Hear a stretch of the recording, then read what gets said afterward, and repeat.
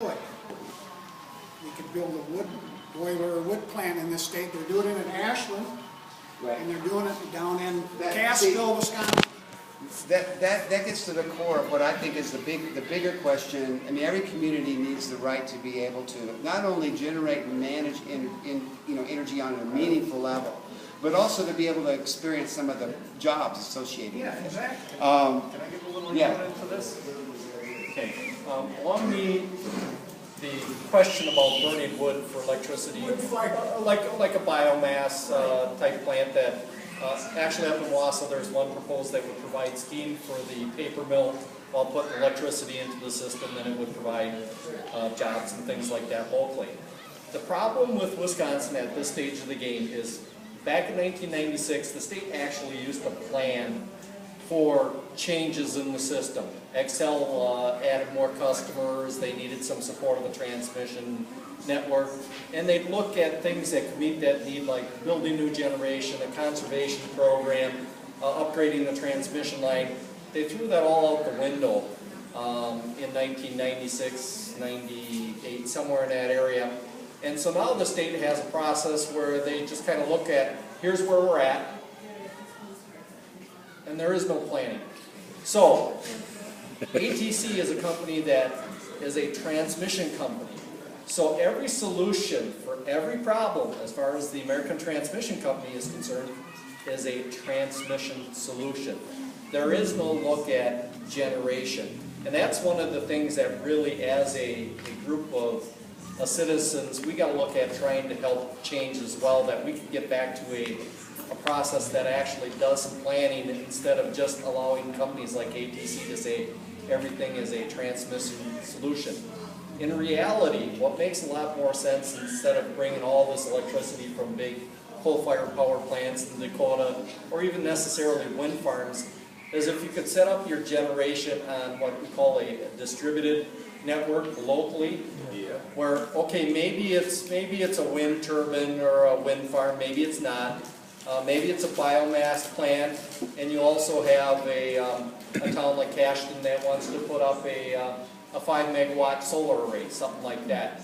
So that you have this electricity being produced locally that gets used locally, instead of having to try and have this massive network moving this stuff all over the place. Then the benefits of the power generation stay in the local area by providing your electricity locally, not having to move it all the way across the country. The reliability of the system goes up. And if you get away from a transmission network that's just made up of a handful of transmission lines, I'm sure you've probably already heard, well, Minnesota has 18 lines, Illinois has 24, Wisconsin only has 6, or whatever the magic number is today. That's why we need to build more. If you could get away from that concept where you had multiple smaller distributed generation, if you lose a couple of power sources, Cashton Solar Array is down because their transformer's out, but there's 100 other sources that are available. Whereas if you build a Badger Coulee line, run the thing up to capacity, if that drops out of service, all of a sudden it's a catastrophe as far as reliability is concerned. So, yeah, everything with ATC is a transmission solution, but in reality, it's not the best solution for the people that are sitting in this room or the state of Wisconsin. Would it be beneficial?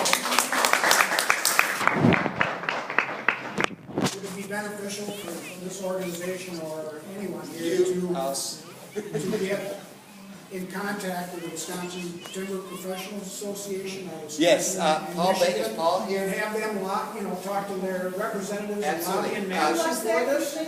Paul Bader is in charge of the biomass generator, the cogen proposal, and yes, that's exactly what they're doing. And any community can do that.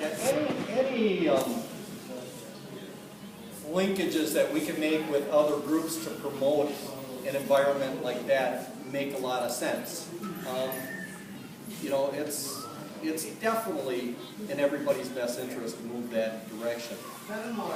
So yeah, I mean, any contacts we can make, I say we go for it, because what's the worst that happens is that they say, I love that idea, let's work together.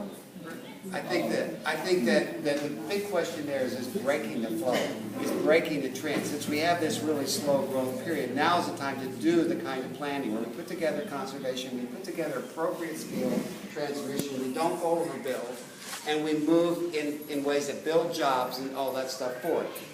We're not going to be able to turn off these coal plants. We're not going to be able to, but we can start to think about what our other options are.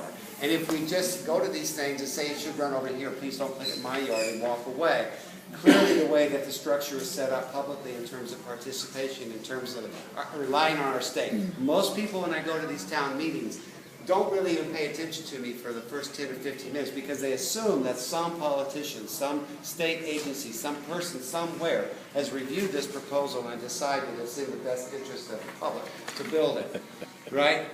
Because that's the world we kind of grew up in. But as you know, Tom alluded to, things have changed, and that's no longer the case. So we really need to shift that ball. You know, we have the numbers.